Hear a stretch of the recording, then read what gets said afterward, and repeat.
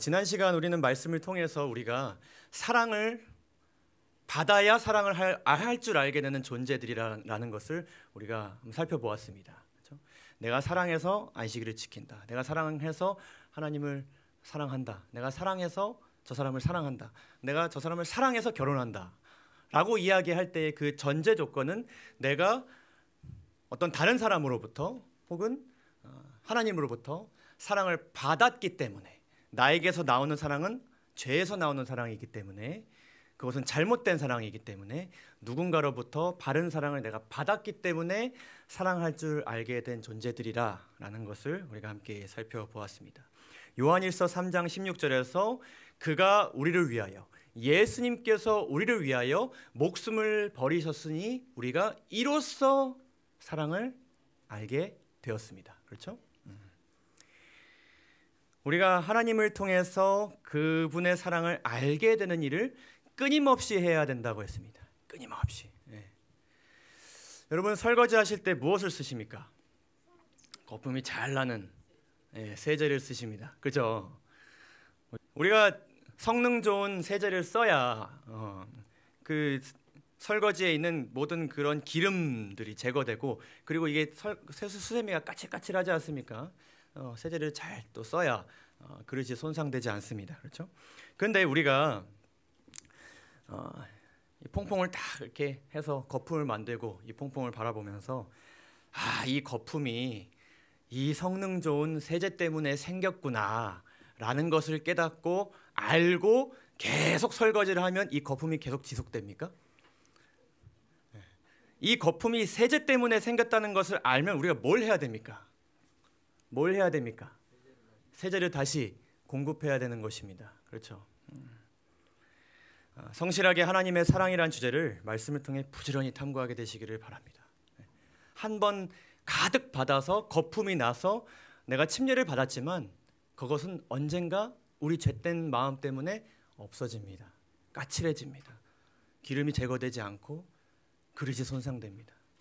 우리가 늘 그 사랑을 받는 일에 부지런하게 사시기를 간절히 바랍니다.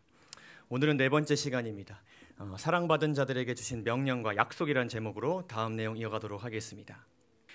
오늘은 특별히 요한복음 13장에서 16장, 십자가 전에 예수님께서 제자들에게 주신 그 작별의 권면이라고 하죠. 그 말씀과 그 장면을 적은 요한이 나중에 기록한 요한 1서의 말씀을 좀 우리가 비교하면서 생각해 보게 될 텐데, 그 두 내용에는 아주 공통적으로 그리고 핵심적으로 강조된 아주 중요한 명령과 약속이 그 안에 들어 있습니다. 여러분 잘 아시는 내용일 수 있지만은 그 내용을 한번 살펴보려고 합니다. 특별히 나를 사랑하고 나를 사랑하면 내 계명을 지키리라라고 말씀하신 하나님의 명령을, 그 말씀의 의미를 아는 자들, 하나님의 사랑의 그 놀라운 그 마음이 동기가 되어서 하나님을 사랑하고 그분의 계명에 순종하고 살아가고자 하는 자들에게 예수님께서 계명을 지킨다는 것은 이렇게 살아가는 거야. 계명을 지킨다는 것은 이러한 형태로, 이러한 모습으로 나타나는 거야 라고 말씀을 주시고, 그 말씀을 요한일서에서 요한이 다시 한번 강조하는 것인데, 그 내용이 무엇인지를 좀 살펴보려고 하는 것입니다. 먼저 요한이 쓴 그 요한일서 전체 내용에 강조된 중요한 핵심 네 가지를 좀 먼저 살펴보도록 하겠습니다. 이 네 가지를 요한이 요한일서에서 주어 바꾸고 목적어 바꾸고 비유를 써가면서 앞뒤 바꿔가면서 반복적으로 이제 강조하는 내용인데, 첫째로 그가 기록한 첫 번째 핵심 사상은 하나님은 무엇이다? 사랑 자체이시다. 사랑은 누구에게 속해 있다? 하나님께만 속해 있다. 그래서 누군가가 사랑이라고 하는 것을 만들어서 생산하였다 하여서 베푸는 그런 모든 사랑의 모양들은 사실 뭐가 아니다라는 것입니까? 하나님이 보시기에 나를 통하지 않은 사랑은 사랑이 아니다라는 것을 그가 강조하고 있습니다. 4장 7절에서 8절에서 사랑하는 자들아, 사랑은 하나님께 속한 것이니, 그렇죠? 사랑하는 자마다 하나님께로 난 것입니다. 그렇죠? 하나님께로 나지 않고 사랑한다고 이야기하는 것은 하나님께서 보시기에 사랑한다 할 수 없습니다. 사랑하지 아니하는 자는 하나님을 알지 못하는 것입니다. 그렇죠? 이는 하나님은 사랑이시니라. 두 번째로 그 사랑 자체이신 하나님의 그 사랑이 어떤 사랑인지가 드러나게 될 것인데 그것이 누구를 통해 드러난다? 예수 그리스도를 통하여서 드러난다. 그래서 예수 그리스도를 통해서 드러나는 모든 것들은 우리가 그것을 보고 하나님의 사랑은 이런 사랑이구나라는 것을 우리가 알 수 있게 된다는 것입니다. 10절에서 11절입니다. 사랑은 여기 있으니 우리가 하나님을 사랑한 것이 아니요. 우리가 사랑한다고 한 것은 그 우리가 한 것이 아니다. 우리가 만들어낸 것이 아니다. 오직 하나님이 우리를 사랑하사 하나님이 우리를 사랑하셨는데 그것이 우리 죄를 위하여 화목제로 그 아들을 보내심으로 인하여서 어떻게 되었다? 드러났다. 나타나게 되었다. 이렇게 기록하고 있습니다. 세 번째로 하나님께 사랑받은 자들, 그 사랑의 의미를 알게 된 자들, 그 마음에 하나님의 사랑이 새겨진 자들에게는 하나님을 사랑하고 그분의 계명을 지키는 모습이 나타난다라고 기록하고 있습니다. 그래서 계명을 지키는 모습을 통해서 저 사람은 누구를 사랑하고 있다? 하나님을 사랑하고 있다라는 것을 우리 알게 된다는 것입니다. 2장 4절에서 5절입니다. 저를 아노라 하고 그의 계명을 지키지 아니하는 자는, 저를 안다 하고 계명을 지키지 않으면 무엇을 하는 사람이라고요? 거짓말을 하는 사람이라. 하나님의 사랑이 아는 것이 아닌 것입니다. 그 사랑을 알면 계명을 지키게 된다는 것입니다. 진리가 그 속에 있지 않는 것이다. 그러니까 저 사람은 무엇을 필요로 하는 사람입니까? 진리가 곧 사랑이신 하나님이 필요한 사람이라는 것입니다. 누구든지 그의 말씀을 지키는 자는 하나님의 사랑이 참으로 그 속에서 온전케 된 사람입니다. 그렇죠? 그래서 계명을 지키는 모습을 통하여서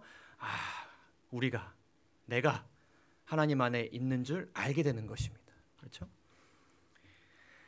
네 번째가 중요한 것입니다. 제가 아까 빈칸으로 두었던 그곳에 이제 들어있는 말씀들인데, 하나님을 사랑하고 그분의 계명을 지키는 성도들의 모습은 어떤 특정한 모습으로 나타나게 되어 있습니다.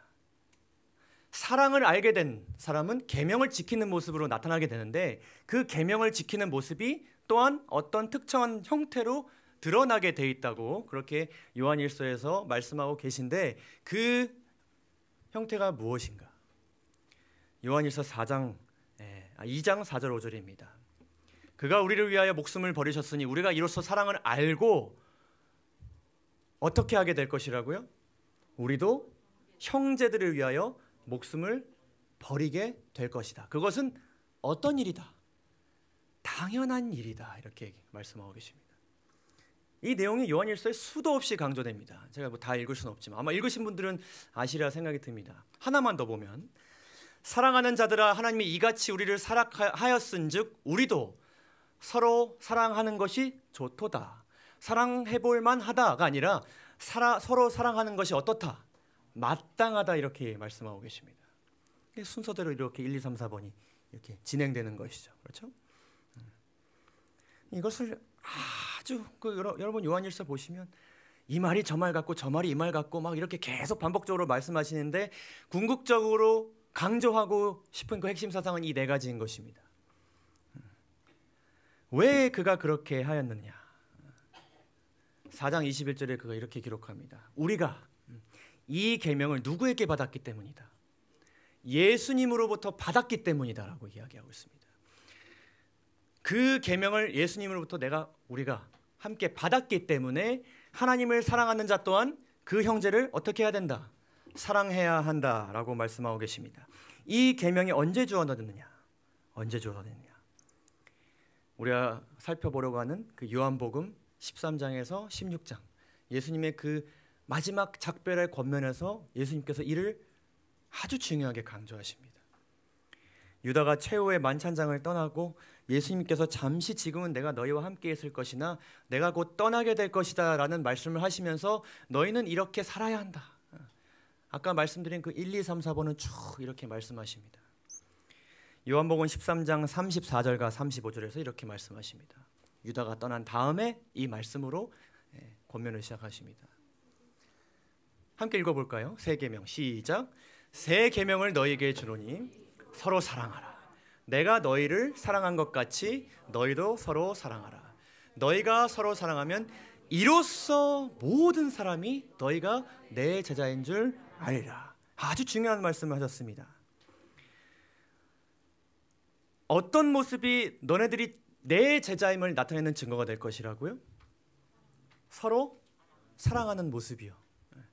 그들이 나가서 뭘 잘 전하는 모습, 은사를 잘 활용하는 모습, 선교사에게 많은 열매를 맺는 모습, 뭐 죄에 넘어지지 않는 모습, 이런 게 아니라 서로 사랑하는 모습을 통하여서 아, 저들은 누구의 제자들이다, 예수님의 제자들이라 라는 것을 알게 되는 증표가 된다고 예수님께서 말씀하고 계십니다. 이 모습이 그 제자들과 그 믿는 백성들의 모습에서 보여지지 않으면 사람들이 그들을 통하여서 예수님의 제자임을 알지 못하게 될 것이라는 그런 반증의 말씀을 하시고 계십니다. 영감의 글을 보게 되면 이렇게 기록하고 있습니다. 그 제자들은 그리스도께서 그들을 사랑하신 것처럼 서로 사랑해야 했다. 이것들이 그 안에 그 마음 가운데 영광의 소망이신 그리스도께서 꼴지어졌다는 뭐였다? 신임장이었다. 딱 이름표가 되는 것입니다. 그래서 그들이 만약에 참된 제자됨을 나타내어서 예수님으로부터 어떤 그 제자됨의 신임장을 받았다면 그 내용에는 위 사람은 많은 사람에게 복음을 전하였기 때문에 혹은 계명을 잘 지켰기 때문에 이런 것이 아니라 예수님께로부터 받은 사랑을 믿음을 가진 형제와 나누는 일에 최선을 다했기 때문에 이 증서를 준다. 이렇게 기록된다는 것입니다. 예수님께서 이 말씀을 시작으로 하여서 여러 말씀을 하십니다. 유명한 말씀 너무나도 많죠. 너희는 마음에 근심하지 말라. 내가 처소로 예배하러 간다. 성령을 주시겠다. 여러 가지 말씀을 하시는데 그 약속의 말씀을 주시면서 아버지와 나, 이 말씀을 전하는 예수님과의 그 사랑으로 연결됨을 강조하시면서 포도나무 비유를 말씀하시고 그 연결됨을 다시 강조하시면서 그리고 나서 이 계명을 다시 한번 말씀하십니다. 아버지께서 나를 사랑하신 것처럼 나도 너희를 사랑하였다. 나의 사랑 안에 거하라. 그 연결됨에 너희가 거하라. 내가 아버지의 계명을 지켜 그의 사랑을 거한 것 같이 아까 우리가 살펴본 1, 2, 3번 있지 않습니까? 내가 그렇게 살았으니 너희도 그렇게 살아라. 계명을 지켜서 그 사랑 안에 거하라. 사랑받아서 하나님 사랑하고 계명 지켜서 살아라 말씀하시면서 내가 이것을 너에게 내가 이것을 너에게 알려주는 것은 그 연결되면 너에게 강조하는 그 이유는 내 기쁨이 너희 안에 있어 너희 그 기쁨을 충만하게 하려 함이고 내 계명은 곧 내가 너희를 사랑한 것 같이 너희도 서로 어떻게 하라? 사랑하라 라는 것을 강조하기 위함이다. 이렇게 말씀을 하고 계십니다. 그래서 이 13장과 16장의 말씀에서 그 예수님의 마지막 작별의 권면에서 제자들에게 주신 그 명령의 핵심은 무엇입니까? 제자들아, 서로 어떻게 해라? 사랑하며 살아라. 내가 준 사랑으로 서로 사랑하면서 살아라. 그래서 그 안에 담겨진 모든 용기의 말씀과 약속들은 이렇게 행하고 살아가는 데 필요한 약속과 그리고 말씀드림을 우리가 알게 되는 것입니다. 이것을 17절에서 또 강조하십니다. 내가 이것을 너에게 명함은 너희로 서로 사랑하게 하려 함이로다. 근데 왜 예수님께서 이타적인 마음을 가지고 이렇게 이웃을 사랑하라 이런 말씀 많이 하시지 않았습니까? 불특정 다수를 사랑하라, 인류를 사랑하라, 이렇게 말씀을 하실 수도 있었습니다. 원리는 똑같으니까요, 그렇죠? 근데 예수님께서 왜 이때에 서로 사랑함, 그 명확한 대상을 정해 주시면서까지 이렇게 서로 사랑함을 강조하셨을까를 아는 것이 중요합니다. 그 이유를 살펴보기 전에 이 서로 사랑하라는 말씀이 정확히 어떤 원리로 어떻게 살아가라는 말씀인지를 좀 이렇게 그림을 통해서 좀 설명을 간단하게 드리도록 하겠습니다. 이게 한 사람이 있습니다. 그에게는 사랑의 모양이 있습니다. 나름 살아가면서 좋은 책 읽고 또 부모님으로부터 좋은 사랑 받고 해서 사랑의 모양이 이렇게 있습니다. 아, 사랑은 이런 것이구나 라는 것을 아는 사람입니다. 근데 색깔이 무엇입니까? 회색입니다. 진짜 사랑이 아닌 것이죠. 하나님께서 보시기에 저 사랑 가지고 저게 진짜 사랑인 것으로 알고 살아가면 안 될 텐데 라고 생각하셔서 그에게 사랑 자체이신 하나님께서 그분의 사랑을 가지고 다가오셨습니다. 그래서 하나님께서 뭐 어떤 사람을 통해서, 그리스도인을 통해서, 뭐 어떤 영상을 통해서, 혹은 뭐 어떤 경험을 통해서 하나님께서 이 사랑을 멸망을 향해 가는 그 사랑의 모양에 진짜 사랑을 어떻게 해주셨습니까? 새겨 넣어 주셨습니다. 그래서 그의 마음에 하나님의 사랑이 주입되었기 때문에 그는 이제는 하나님만을 사랑하고 싶게 되었습니다. 그리고 타인을 사랑하고 싶게 되었습니다. 그 마음이 누구의 마음이니까? 하나님의 마음입니까? 그렇죠? 내가 경험한 하나님의 그 사랑을 저 사람도 타인도 경험했으면 좋겠다라는 마음이 그의 마음 가운데 새겨졌기 때문에. 근데 이 사람이 말씀을 잘 읽어보니까요, 내 자신을 신뢰하면 안 된다는 믿음을 가지게 되었습니다.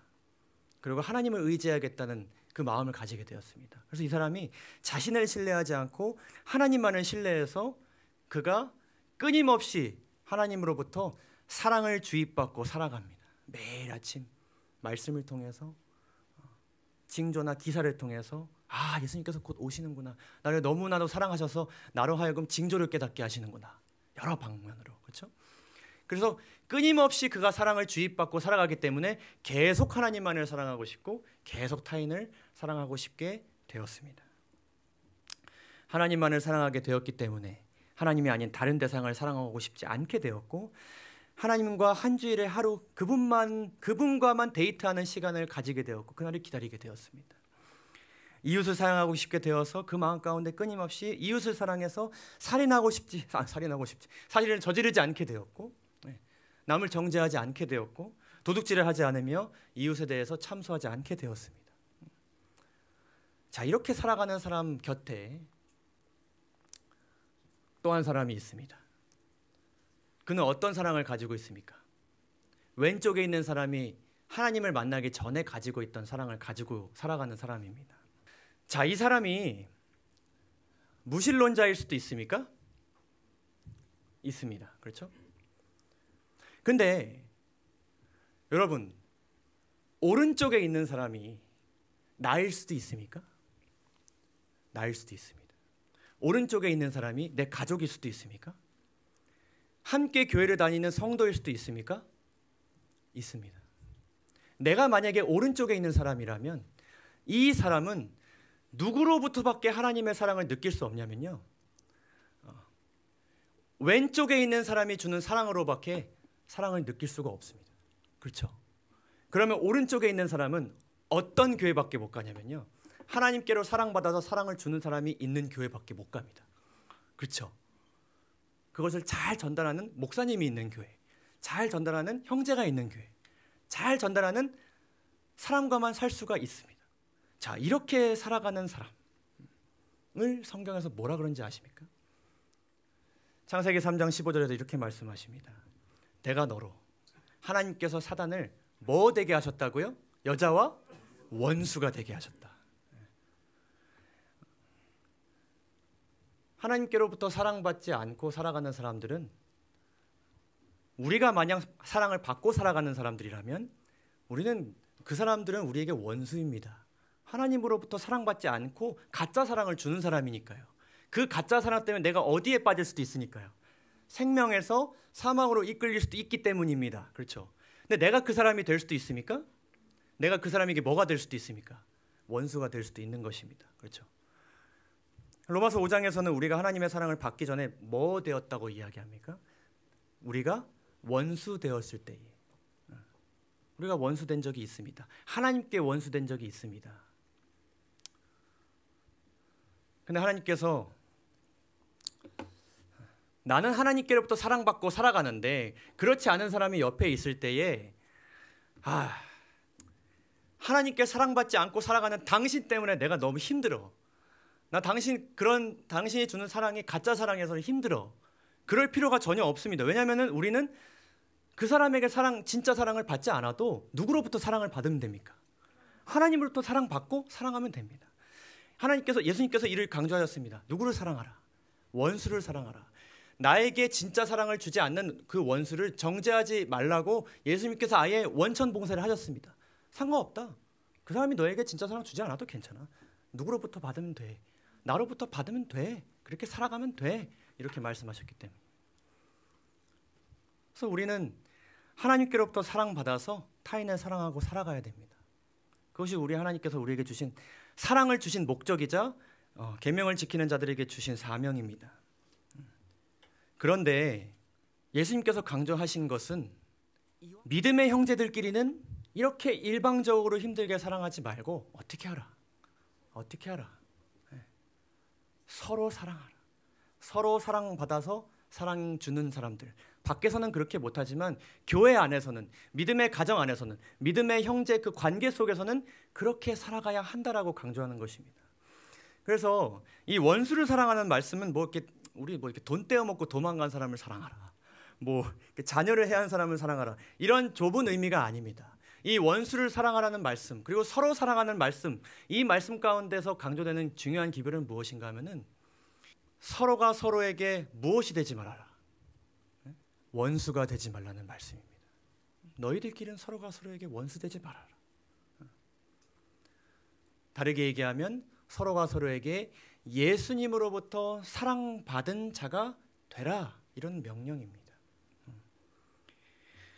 로마서 12장이나 이런 말씀들을 보면 이렇게 우리가 사랑하게 되어서 봉사하게 되는 다양한 어떤 모습들이 있습니다. 근데 중요한 것은 그런 것들을 행함으로 인하여서 사랑을 이렇게 보여주어라, 이게 아니라 서로가 서로에게 예수님으로부터 사랑받은 자들로서 교제를 나누라, 이것이 중요하게 강조되는 것입니다. 자, 이렇게 예수님께서 서로 사랑함을 제자들에게 반드시 이렇게 사랑함을 그렇게 강조하신 이유를 좀 살펴보도록 하겠습니다. 첫째는 이 제자들이 하도 싸워서 그랬다. 너무 싸워서. 우리 아까 그 예수님께서 처음 그 서로 사랑하라는 말씀을 주셨을 때 어떤 계명을 주신다고 그러셨습니까? 세 계명을 주신다고 그러지 않았습니까? 근데 시대소망에서 이 세 계명을 주노니라는 그 표현 방식의 그 의미를 이렇게 기록하고 있습니다. 그리스도께서 그들을 사랑하신 것처럼 그들이 서로 사랑하지 않았기 때문에 이 계명이 제자들에게 어떤 것이었다? 새로운 것이었다. 사실은 새로운 게 아니었습니다. 근데 이 제자들이 너무 싸우고 너무 다투니까, 그래, 내가 처음 주는 건 아니지만 새로 듣는 것 같지? 내가 지난번에 얘기한 거 기억 전혀 안 나지? 그래, 내가 너희들에게 새 계명을 준다. 그러니 내가 사랑한 것처럼 너희도 서로 사랑하라. 정말 시간 나면 논쟁하고 다투었습니다. 그렇죠? 예수님께서 그 제자를 삼아 침례를 주라는 그 명령을 하시기 전에 어떻게든 이 제자들을 좀 이렇게 화해시켜 놓고, 좀 화목시켜 놓고 이 명령을 주셨어야 되지 않나 생각해 볼 수 있습니다. 또 다른 이유는 교회가 그 역할을 해야 되기 때문이다라고 또 생각해 볼 수 있습니다. 사회적으로 소외된 사람들을 위해서 우리가 그 사랑의 연합된 모습으로 다가가야 한다. 그렇죠? 구호봉사적인 측면, 선교적인 측면 우리가 생각해 볼 수 있습니다. 또한 이 어려운 때, 이 고난의 때에 서로가 서로에게 힘이 돼 주어야 한다. 이런 교훈이 담겨져 있을 수 있습니다. 모두 맞는 것입니다. 그러나 여러분, 예수님께서 이 말씀을 강조하신 그 어투와 그 간절함을 보게 되면요, 이것이 갖추면 매우 좋다, 가급적 서로 사랑하라, 이렇게 말씀하시지 않으면 우리가 알게 됩니다.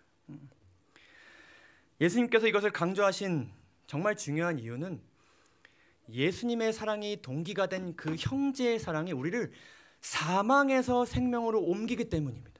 여러분, 이것은 죽느냐 사느냐의 문제입니다. 우리가 함께 멸망에 있느냐, 아니면 함께 생명으로 옮겨지느냐에 대한 문제입니다. 너희들 그렇게 살면 서로 힘들어져가 아니라 너희들 그렇게 살면 계속 어디 안에 있게 될 것이다. 사망 안에 있게 될 것이다. 그러니 제발 어떻게 하라. 내가 보여준 사랑으로 제발 서로 사랑하라. 요한일서 3장 14절에 이렇게 말씀하십니다. 보다 우리가 형제 사랑함으로 사망에서 옮겨 생명으로 들어간 줄을 알거냐. 사랑치 아니하는 자는 사망에 거하느니라. 그러니까 제발 사랑하였으면 좋겠다.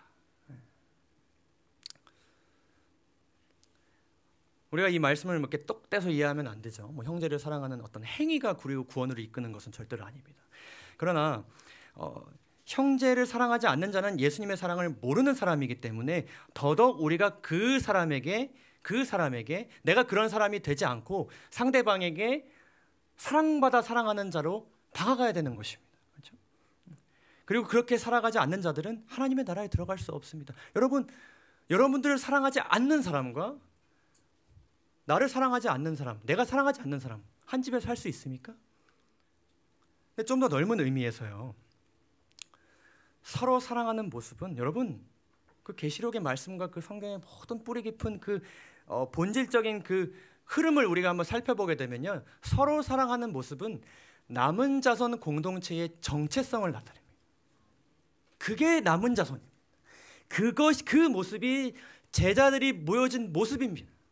남은 자손들이 모여진 모습입니다. 계명을 지키고 살아가는 자들이 저들은 누구다? 남은 자손이다. 그 정체성을 나타낸다는 것입니다. 교회 증언 5권에 보게 되면 그 우주적인 배경을 이렇게 설명하고 있습니다. 사단은 저들이 그 남은 자손들이 자기 자신 그 사단이 하나님의 은총에서 제외된 것과 마찬가지로 저 남은 자손도 그렇게 되기에 합당하다고 선언한다 이렇게 기록합니다. 나도 천사였는데 그 교만함을 가졌다고 해서 이렇게 내쳐졌는데 멸망을 받게 되었는데 저 사람들도 남은 자손이라고 하면서 서로 싸우고 다투고 있지 않습니까? 왜 나만 그렇습니까? 저들도 나처럼 뭐 당해야 되지 않습니까? 멸망당해야 되지 않습니까? 이렇게 항의하는 것입니다. 그들이 하나님의 율법을 순종하노라 공언하고 있는 동안 그 율법의 조항들을 지키지 않았는가? 하나님께로부터 사랑받아서 지키지 않고 스스로의 힘으로 계명들을 지켜오지 않았는가? 그들은 하나님보다 누구를 더 사랑하지 않았는가? 자기 자신을 더 사랑하지 않았는가? 나도 그랬는데 저들도 그러면 멸망당해야 되지 않습니까? 이렇게 이야기하고 있습니다. 여러분 이 책 읽으셨습니까? 우리 조명영 장로님 책. 제가 재림연수원 가서 다 읽고 왔습니다. 이 책은 굉장히 파워풀한 책입니다. 이 책을 여러분들이 읽게 되시면 어떤 말씀을 보시더라도 대쟁투적인 시각으로 그 대쟁투 속에서 하나님께서 우리를 위해 얼마나 열심히 그 우주 속에서 하늘에서 우리 삶 가운데 일하고 계신지를 알고 그 말씀을 보실 수 있게 될 것입니다. 꼭 읽어보시기 바랍니다. 여기 이렇게 기록되어 있습니다. 그리스도의 십자가를 통하여 구원받은 개인은 하나님의 사랑으로 구원받음의 기쁨이 다시 인간을 사랑하는 마음으로 격발되어 다른 이들의 마음에 사랑으로 심어진다. 근데 이것이 그 사단이 우주 앞에서 우리를 고발하는 그 현장에서 그 남은 자손이 하나님의 율법을 지킨다는 그 증거로 온 우주 앞에 드러내기를 누가 원하신다? 하나님께서 원하고 계십니다. 그래서 이스라엘이 국가적 공동체 안에서 사랑의 용출이 일어나도록 하셨고 그 개개인이 아니라 한 나라가 서로 사랑하는 모습을 보여지도록 하나님께서 막 애쓰시고 기적을 베풀어 주시고 성소를 만드시고 그렇게 하신 것이고 교회 시대에도 주신 그 교회 시대에 교회에 주신 사명 핵심이 무엇이다? 너희가 서로 사랑하면 이로써 모든 사람이 저것은 하나님의 나라구나. 저것이 천국이구나. 저것이 하나님이 다스리시는 나라구나. 그래서 사단이 그 송사할 때에 예수님께서 저들을 보아라. 나에게로부터 사랑받아서 서로 사랑하기 위해 애쓰는 나를 붙잡는 저들을 보아라. 그 사단이 어떻게 되는 것입니까?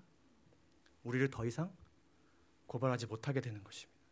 굉장히 큰 의미가 있는 것입니다. 자, 여기까지 우리가 보면요, 좀 부담되지는 않으십니까? 이게 교회에서 이렇게 서로 사랑하고 교제를 나누고 살면은 참 좋은 것인데, 그리고 우리가 아는데 쉽지 않지 않습니까?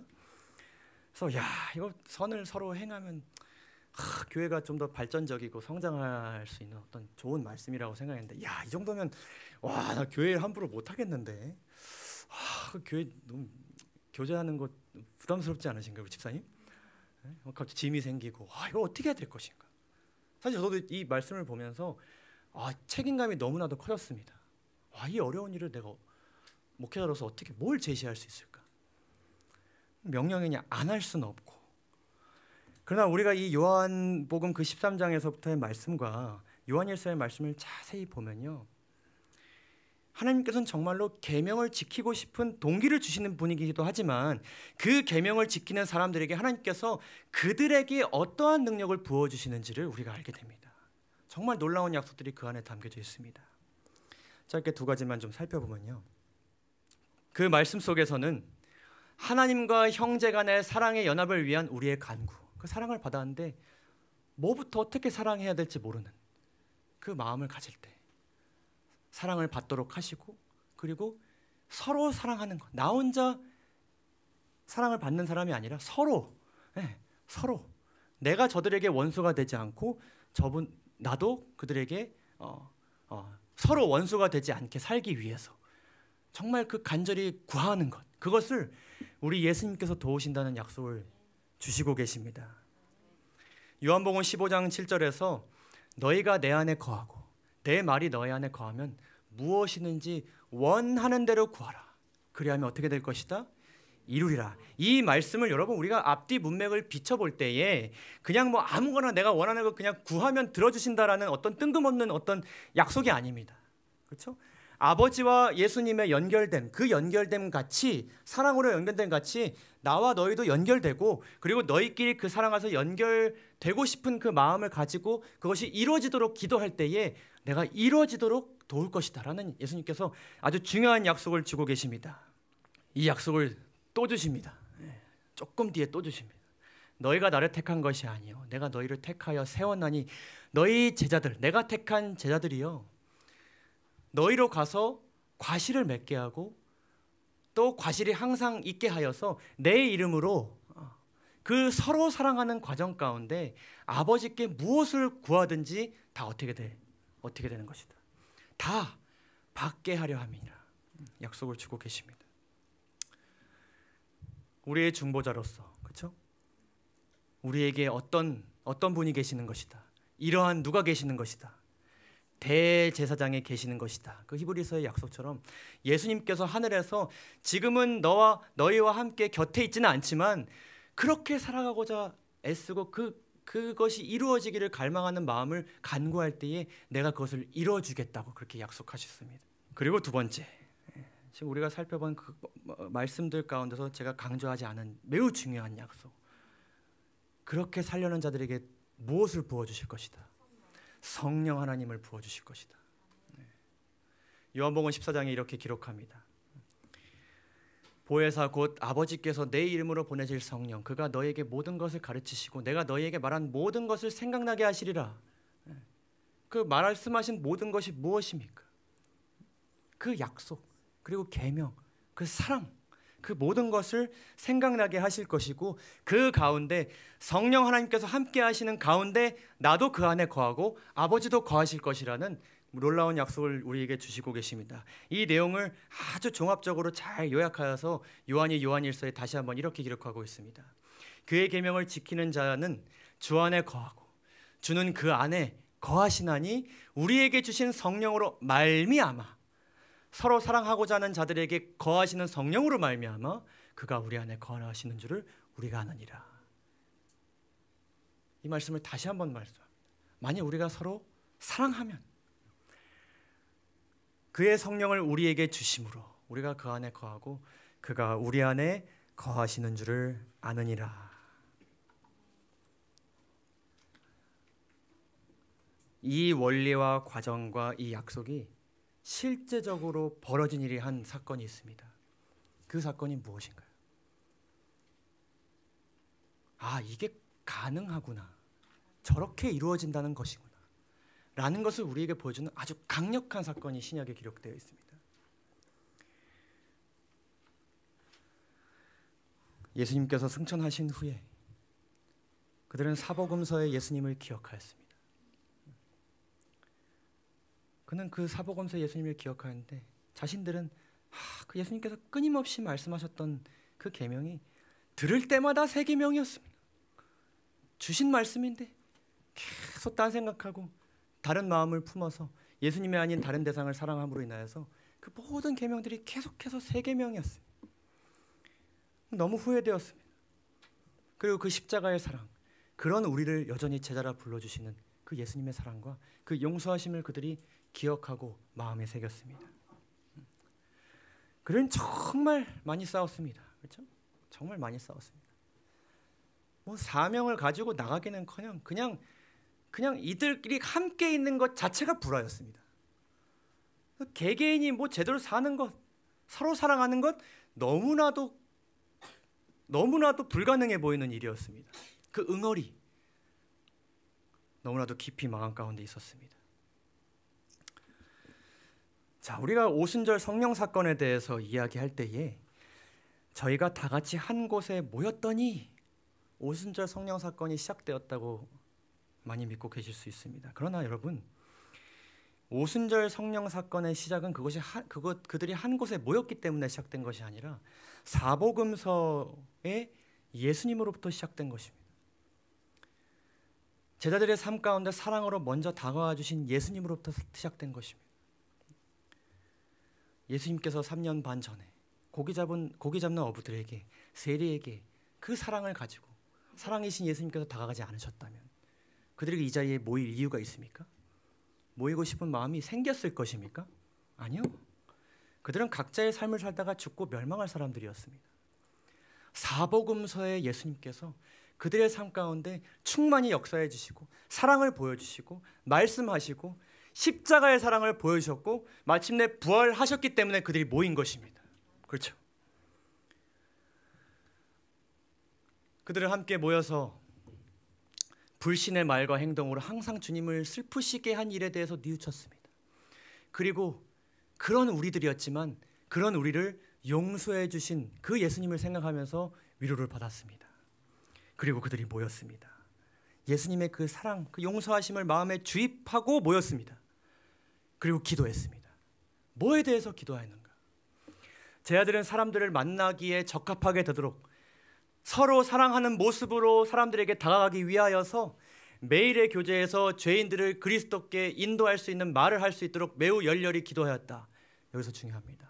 뭐와 불화와 최상권을 잡으려는 모든 욕망, 내가 저 제자보다 더 높아지려고 하는 그 욕망을 다 버리고 그들은 그리스도인 교제를 통하여서 모두 어떻게 해졌다? 먼저 친밀해졌다. 그리고 나서 기도했습니다. 그리고 나서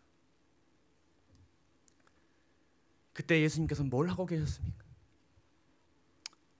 그리스도께서는 하늘에서 간구하셨다. 저 모인 저 현장에 하나님의 능력이 더해지도록 간구하셨다. 그분은 당신에게 부어줄, 당신의 백성들에게 부어줄 성령의 선물을 간구하셨다. 예수님 제발 그들에게 그 간구를 들어주십시오. 간구하였다. 그리고 성령 하나님 내려오셨습니다. 어떤 일이 벌어졌습니까? 성령의 감화로 참회와 자복의 기도가 용서에 대한 찬양의 노래와 뒤섞였다. 놀라 어찌할 바 모르며 사도들은 뭐가 여기 있다고 부르짖었다? 사랑이 여기 있다. 예수님 사랑이시 예수님 우리 떠나셨지만 아니다. 서로 살아가는 과정 속에서 이 현장에 누가 함께하고 계시다? 사랑이 함께하고 계시다. 사랑이 여기 있다. 능력으로 새롭게 날이 섰고 하늘 번갯불이 달궈진 성령의 검은 모든 불신이 제거하였다. 하루에 수천 명이 어떻게 했다? 회개하였다. 하나님께서는 약속을 지키셨고 하나님 아버지께서는 그 간구를 들어주셨습니다. 영감의 글에 이렇게 기록합니다. 일꾼들이 저희 영혼 속에 내재하시는 그리스도를 모실 때 모든 이기심이 죽고 경쟁 의식이 사라지며 으뜸이 되기 위하여 다투지 않고 일치 단결의 정신을 앞세울 때 또한 저들 스스로 성결케 하여 서로 사랑하는 정신을 보게 되고 그것을 느끼게 될 언제? 그때에 하나님의 약속은 초도 틀림없이 성취될 것이고 성령의 은혜의 소나기가 분명히 내리게 될 것이다. 마지막 날 이 일이 우리 가운데 일어날 것임을 여러분 다 믿으십니까? 일어나야 됨을 여러분 믿으십니까? 사랑하는 진리의 불교의 성도 여러분, 저는 이거 가지고 정말 씨름하였습니다. 저는 때론 하나님께로부터가 아니라 타인에게서, 부모님에게서, 다른 그리스도인을 통해 전해오는 그 예수님의 사랑을 받으며 지낸 적이 있습니다. 근데 제가 모태교회를 살아가면서 가장 감사한 것은 무엇이냐면 그 사람들이 제 주변을 떠나지 않고 계속 제 주변에 있었다는 것입니다. 다행이었죠. 그들이 그렇게 살았기 때문에 저는 사랑받고 살아갔습니다.